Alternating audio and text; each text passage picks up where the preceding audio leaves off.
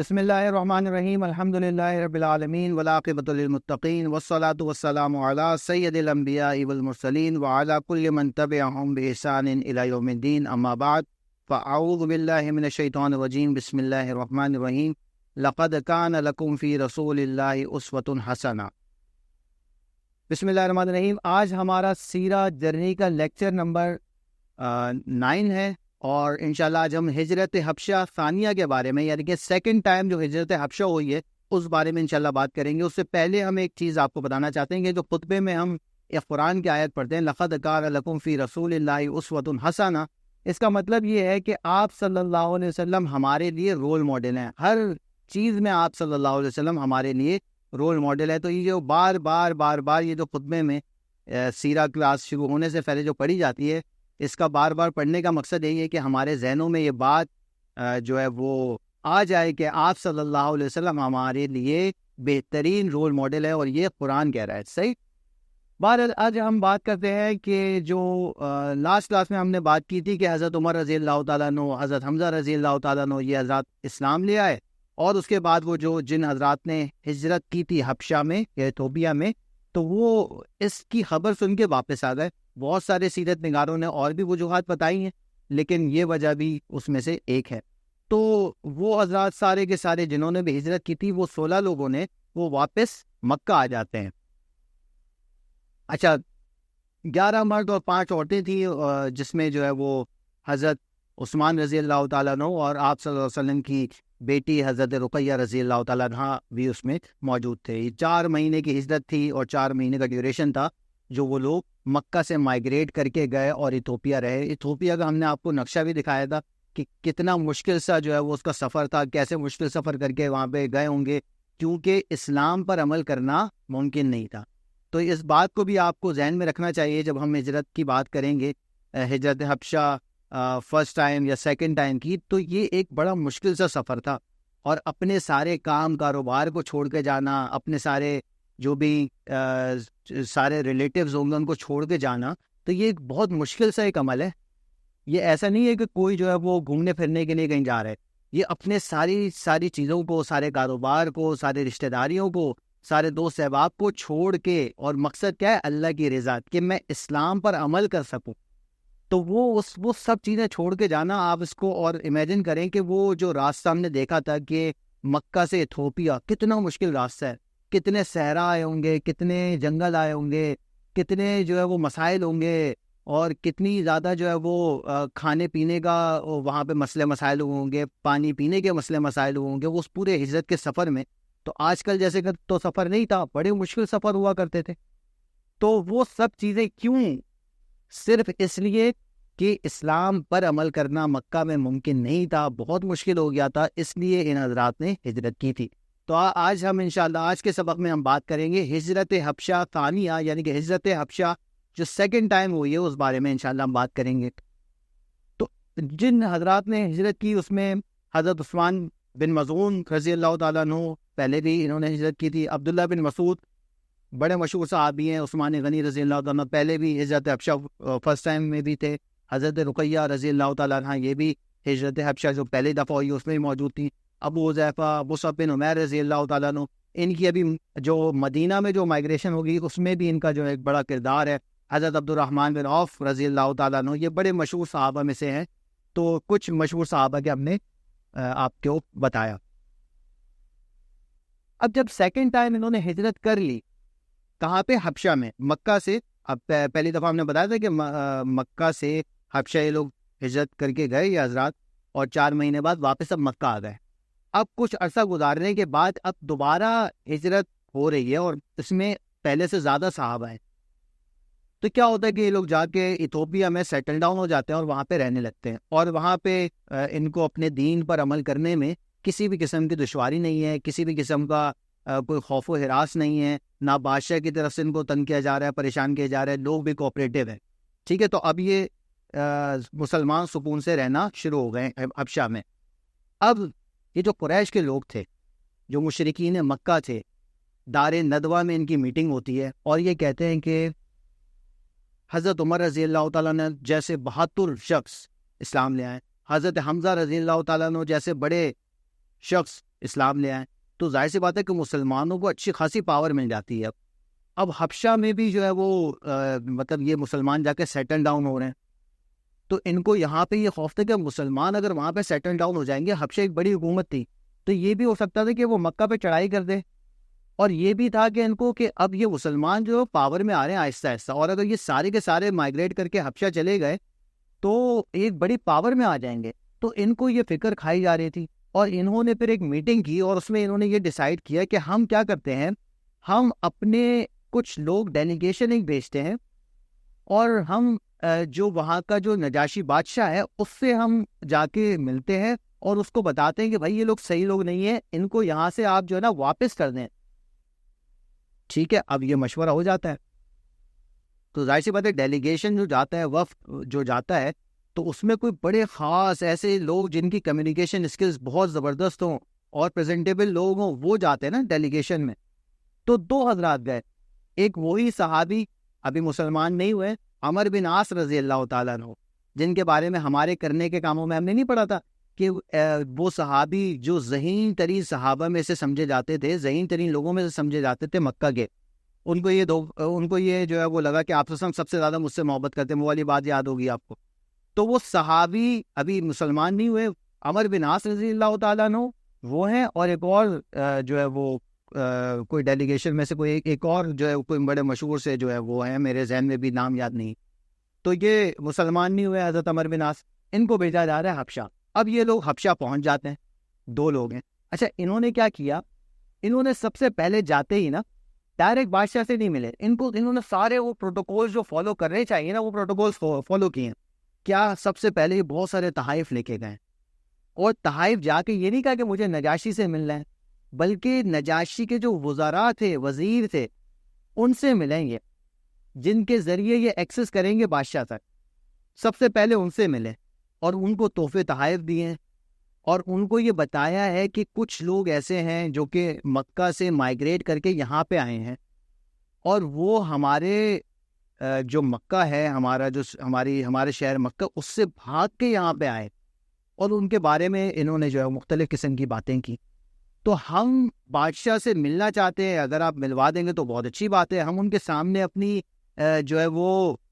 ان کے سامنے ریکویسٹ کرنا چاہتے ہیں کہ ہمارے لوگ بھاگ کے آ گئے ہیں, ان کو آپ ہمارے حوالے کر دیں یا ان کو واپس بھیج دیں, اپنے ملک میں جگہ نہ دیں. تو وزراء کے بات سمجھ میں آ جاتی ہے, تو وزراء کہتے ہیں کہ صحیح, اچھی بات ہے, ہم جو ہے وہ آپ کی ملاقات کرا دیتے ہیں بادشاہ سے. پھر خیر یہ ہوتا ہے کہ جو نجاشی کے دربار میں اب ان کو جو ہے وہ بلایا جاتا ہے. ٹھیک, تو 2 وفد میں سے جو ڈیلیگیشن بھیجا گیا ہے مکہ سے, قریش مکہ نے, اور یہ جو مشرکین مکہ نے جو ڈیلیگیشن بھیجا ہے, آج جو ہے وہ نجاشی کے دربار میں ان کی حاضری ہے. نجاشی کے دربار کا پروٹوکول یہ تھا کہ جو بھی نجاشی سے ملنے آئے گا وہ سجدہ کرے گا. تو یہ جو وفد تھا اس نے بھی سجدہ کیا اور بادشاہ کے سامنے آ گیا ملنے کے لیے, اور بادشاہ کے سامنے آج اب جو ہے وہ 1-to-1 میٹنگ ہو رہی ہے اس ڈیلیگیشن کی اور نجاشی کی. اب جو ہے وہ ان کے سامنے مطالبہ رکھتے ہیں, اور اب دیکھیں نا کیسی زبردستی بات کر رہے ہیں. یہ انہوں نے مطالبہ یہ رکھا کہ یہ جو لوگ بھاگ کے آئے مکہ سے, یہ لوگ نہ ہمارے دین پہ, یعنی کہ ہمارے انہوں نے دین کو چھوڑ دیا, لات منات عزا کے دین کو انہوں نے چھوڑ دیا, ہمارے آباء و اجداد کو جو دین تھا اس کو چھوڑ دیا, اور یہ اب یہاں پہ آ گئے. اور ایسا بھی نہیں کہ آپ کے دین پہ ہیں, عیسائیت بھی انہوں نے قبول نہیں کیے, تو نہ یہ ہمارے دین پہ ہیں نہ آپ کے دین پہ. صحیح, تو آپ ان کو کیا کریں, ان کو یہاں سے نکال کے واپس کریں, یہ صحیح لوگ نہیں ہیں. تو بادشاہ نے سنی بات. تو نجاشی جو تھا وہ بڑا ذہین بادشاہ تھا, بڑا انصاف پسند بادشاہ تھا. تو اس نے کیا کہا, اس نے کہا کہ صرف میں آپ کی بات پہ تو میں یہ اتنا بڑا ڈیسیجن نہیں لے سکتا. ظاہر سی بات ہے کہ میں آپ کی بات بھی سنوں گا اور دوسرے کی بھی بات سنوں گا, پھر جا کے میں ڈیسیجن لوں گا, پھر جا کے میں کچھ سوچوں گا مجھے کیا کرنا ہے. تو اس سے ہمارے کرنے کے کاموں میں آپ کو یہ والی چیز بھی مل گئی نا کہ اگر کوئی آپ کے پاس آ جائے تو جذباتی طور پہ فیصلہ نہیں کرنا چاہیے, بلکہ ہمیں دونوں فریقین کی بات سننی چاہیے, دونوں پارٹیز کی, دونوں گروپس کی بات سننی چاہیے کہ کون بات کر رہا ہے, کون حق پہ ہے. ایسے نہیں کہ ہمارے پاس جو پہلے آیا ہم اس کے فیور میں ہو جائیں, بلکہ دونوں پارٹیز کی بات سنیں اور کون حق پہ ہے، اس کے بعد آپ ذرا سوچ کے فیصلہ کریں۔ تو نجاشی نے یہی کیا، سمجھداری کا کام کیا۔ اس نے کہا کہ ٹھیک ہے، آپ ڈیلیگیشن آپ کا جو مکہ سے آئے ہمارے پاس، ہم نے آپ کی بات سن لی ہے، اب وہ جو مسلمان جو لوگ ہیں ہم ان کو بھی بلائیں گے اور ان کی بھی بات سنیں گے، اس کے بعد پھر ہم کوئی ڈیسیجن لیں گے۔ تو وہ کہتے ہیں کہ ٹھیک ہے۔ اب جو ہے وہ مسلمانوں کا آپس میں مشورہ ہوتا ہے، یہ بات پہنچتی ہے کہ بھائی آپ کی طرف سے کوئی ریپرزینٹیٹیو چاہیے، ایک نمائندہ چاہیے جو کہ مسلمانوں کی نمائندگی کرے اور یہ اس بات کو بتائے کہ مسلمان یہاں پہ کیوں آ گئے ہیں۔ اور نہ اب یہ بات دیکھنے میں تو یہ بات بڑی متاثر کرنے والی ہے نا کہ انہوں نے اپنا دین چھوڑ دیا ہے، یعنی کہ لات منات عزا والا دین چھوڑ دیا اور وہ یہاں پہ آ گئے، اور یہاں پہ آنے کے بعد بھی یہاں پہ عیسائیت ہے، آپ کے دین پہ بھی نہیں ہے۔ تو خیر وہ مسلمانوں میں آپس میں مشورہ ہوتا ہے، اور مشورے میں یہ آتا ہے کہ جعفر طیار رضی اللہ تعالیٰ عنہ، اب ذرا اس کو واپس دیکھ لیں، یہ پہلے بھی ہم سلائڈ پہ بات کر چکے ہیں۔ ابو طالب آپ صلی اللہ علیہ وسلم کے چچا، 6 سال کی عمر میں 8 سال کی عمر میں جن کی زیر کفالت آئے آپ صلی اللہ علیہ وسلم، اب وہ چچا کے جو بیٹے ہیں طالب، مسلم بن عقیل، حضرت علی رضی اللہ تعالیٰ عنہ اور حضرت جعفر طیار رضی اللہ تعالیٰ عنہ، اس میں سے جعفر طیار رضی اللہ تعالیٰ عنہ ان کو منتخب کیا جاتا ہے، ان کو سلیکٹ کیا جاتا ہے کہ آپ جائیں گے اور مسلمانوں کی جو ہجرت حبشہ جنہوں نے کی ہے ان کی نمائندگی کریں گے اور بادشاہ کو یہ بتائیں گے کہ ہم یہاں پہ کیوں آئے ہیں اور ساری باتیں۔ تو جعفر طیار رضی اللہ تعالیٰ عنہ، جعفر طیار رضی اللہ تعالیٰ عنہ کو وہ والا مشہور واقعہ بھی ہے نا کہ حضرت علی رضی اللہ تعالیٰ عنہ کی کفالت آپ صلی اللہ علیہ وسلم کے ذمے، اور حضرت جعفر طیار کی حضرت عباس رضی اللہ تعالیٰ عنہ جو کہ آپ صلی اللہ علیہ وسلم کے چچا ان کے ذمے تھی۔ جعفر طیار رضی اللہ تعالیٰ عنہ اب نجاشی کے دربار میں پہنچ جاتے ہیں۔ پہلے ہم نے بات بتائی تھی کہ نجاشی کے دربار کا پروٹوکول یہ تھا کہ اس کے دربار میں داخل ہونے پہ اس کو سجدہ کیا جائے گا۔ جعفر طیار رضی اللہ تعالیٰ عنہ سجدہ نہیں کرتے ہیں، وہ سجدہ سے انکار کر دیتے ہیں اور یہ بتاتے ہیں کہ ہمارے لیے جو سب سے زیادہ اہم ہے، سب سے زیادہ امپورٹنٹ ہے، سب سے زیادہ ہم جن کا اکرام کرتے ہیں، محمد صلی اللہ علیہ وسلم، ان کو بھی اب سجدہ نہیں کرتے۔ اور آپ صلی اللہ علیہ وسلم کی یہ تعلیمات ہیں کہ سجدہ صرف اللہ رب العزت کے سامنے ہوگا۔ تو بادشاہ متاثر ہوتا ہے اس بات سے۔ خیر جعفر طیار رضی اللہ تعالیٰ عنہ اب جو ہے نجاشی کے دربار میں آمنے سامنے ہیں، اور یہ جو ہے وہ نجاشی ان سے کہتے ہیں کہ اب آپ بتائیں یہ سارے جو آپ کے اوپر جو انہوں نے جو الزامات لگائے ہیں اس کے جواب میں اگر آپ کچھ بتانا چاہیں۔ تو جعفر طیار رضی اللہ تعالیٰ عنہ پوری ایک تقریر کرتے ہیں، اور وہ تقریر ہم نے یہاں پہ پوری آپ کو جو ہے وہ اردو میں لکھ کے بھی لگائی ہے، تو اس میں سے کچھ چیزیں میں پڑھ دیتا ہوں۔ تو جعفر طیار رضی اللہ تعالیٰ عنہ فرماتے ہیں کہ بادشاہ سلامت ہماری قوم نہایت ہی جاہل تھی، بت پرست تھی، مردار کھاتے تھے۔ مسلمان کیا کرتے ہیں؟ ذبح کر کے کھاتے ہیں، سارا خون جو گندا ہوتا ہے وہ نکال کے کھاتے ہیں۔ تو اس سے پہلے وہ کیا بتا رہے ہیں کہ مردار کھاتے تھے۔ غرض یہ کہ ہم ایسی بدبختی میں تھے کہ اللہ تعالیٰ نے ہمارے قوم میں سے ایک شخص کو ہمارے پاس اپنا رسول بنا کر بھیجا، ہمیں شرافت، انہوں نے کیا، ہم اس کی شرافت، دیانت داری، پاک بازی سے آگاہ تھے۔ یعنی کہ آپ صلی اللہ علیہ وسلم کا جو کریکٹر تھا ان کے سامنے پہلے سے تھا نا، شروع سے آپ صلی اللہ علیہ وسلم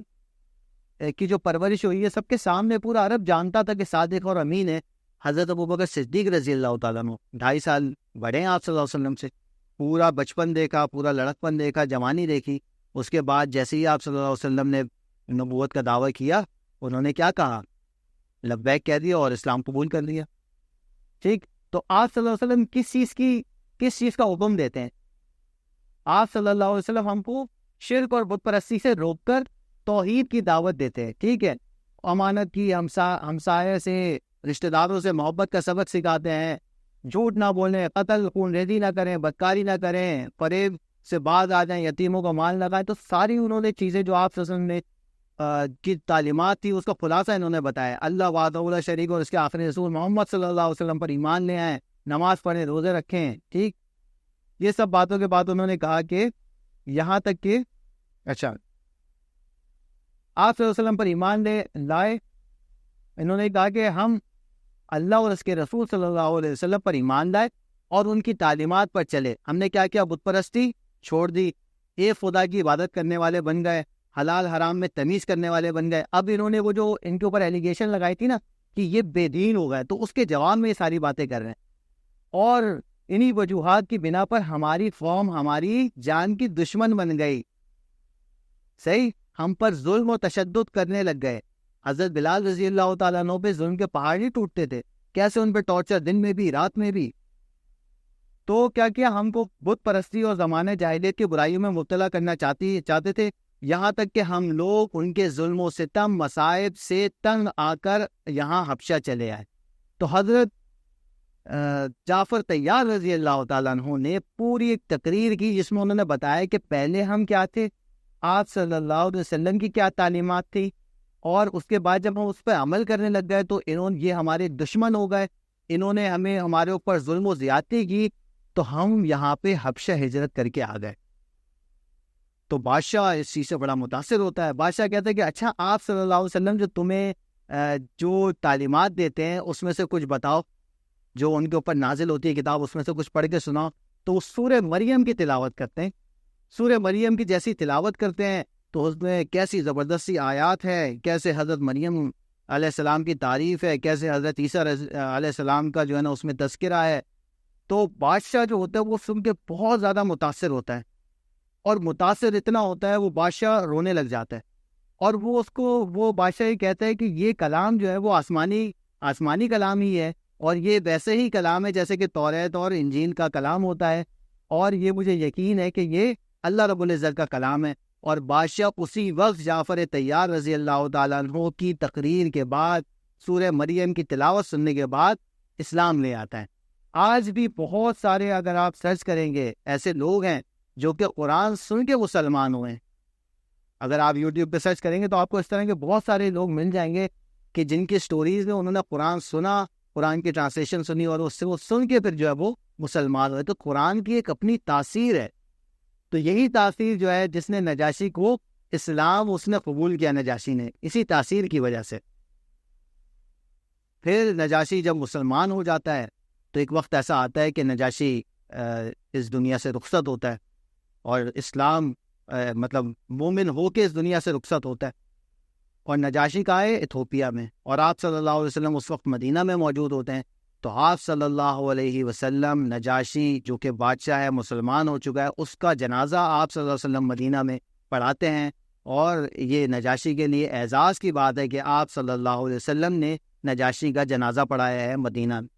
تو اس طریقے سے نجاشی کا جو ہے وہ اسلام لانے کا واقعہ ہے۔ اور ہجرت حبشہ جو سیکنڈ ٹائم ہوئی ہے اس میں کیا معاملات ہوئے ہم نے یہ بات کی، پھر کیسے جو قریش کا وفد تھا اور جو ڈیلیگیشن تھا قریش کا وہ کیسے گیا، انہوں نے کیسے پروٹوکولز کو فالو کیا، گفٹس دیے، وزراء سے میٹنگز کی، پھر اس کے بعد پھر بادشاہ تک پہنچے، پھر بادشاہ کے سامنے ایک پوری ایک جو ہے نا سٹوری رکھی کہ یہ نہ ہمارے دین میں نہ آپ کے دین میں، یہ بھاگے ہوئے لوگ ہیں، ان کو بھی آپ یہاں سے نکال دیں۔ بادشاہ اسمارٹلی جواب دیتا ہے کہ بھائی میں ایسے تو ڈیسیجن نہیں لے سکتا، میں تو دونوں کی بات سنوں گا۔ پھر مسلمانوں کی طرف سے حضرت جعفر طیار رضی اللہ تعالیٰ عنہ، حضرت علی رضی اللہ تعالیٰ عنہ کے بھائی ہیں، یہ کیسی تقریر کرتے ہیں۔ اس کے بعد جو ہے وہ نجاشی امپریس ہوتا ہے اس تقریر سے بھی،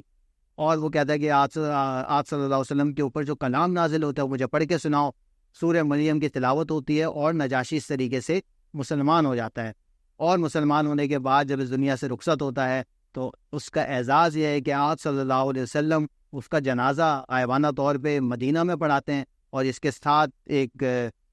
اس کے نجاشی کے ساتھ یہ خاص ہے کہ آپ صلی اللہ علیہ وسلم نے غائبانہ جنازہ پڑھایا اور نجاشی کا پڑھایا۔ اس طریقے سے جو ہے نا وہ ہجرت حبشہ جو سیکنڈ ٹائم جو ہوئی اس کی اسٹوری ابھی کمپلیٹ ہو جاتی ہے۔ اب انشاءاللہ ہم نیکسٹ کلاس میں اس کے آگے کی اسٹوری پڑھیں گے کہ اب قریش، کیونکہ حضرت عمر رضی اللہ تعالیٰ عنہ اسلام لا چکے ہیں، حضرت حمزہ رضی اللہ تعالیٰ عنہ اسلام لا چکے ہیں، ہجرت حبشہ ہو گئی، اور ان کا مشورہ ہوا کہ ہجرت حبشہ جو ہے وہ کامیاب ہو گئی ہے، تو اس پہ ہم جو ہے نا لوگوں کو بھیجیں اپنے ڈیلیگیشن کو، وہ جا کے بات کریں اور مسلمانوں کی کو جو ہے نا وہاں سے ہم واپس مکہ کسی طریقے سے لے کے آ جائیں تاکہ یہ لوگ کمزور پڑیں۔ تو اب جب یہاں پہ بھی فیلئر ہو گیا ان کا، تو اب دیکھیں گے اگلی ایپیسوڈ میں کہ انہوں نے آپ کیا مشورہ کریں گے، اور ایک بڑا زبردست انہوں نے ایک نیا مسلمانوں کو تنگ کرنے کا ایک طریقہ نکالا۔ اس انشاءاللہ اس پہ ہم نیکسٹ کلاس میں بات کریں گے۔ جزاک اللہ خیر، السلام علیکم ورحمۃ اللہ۔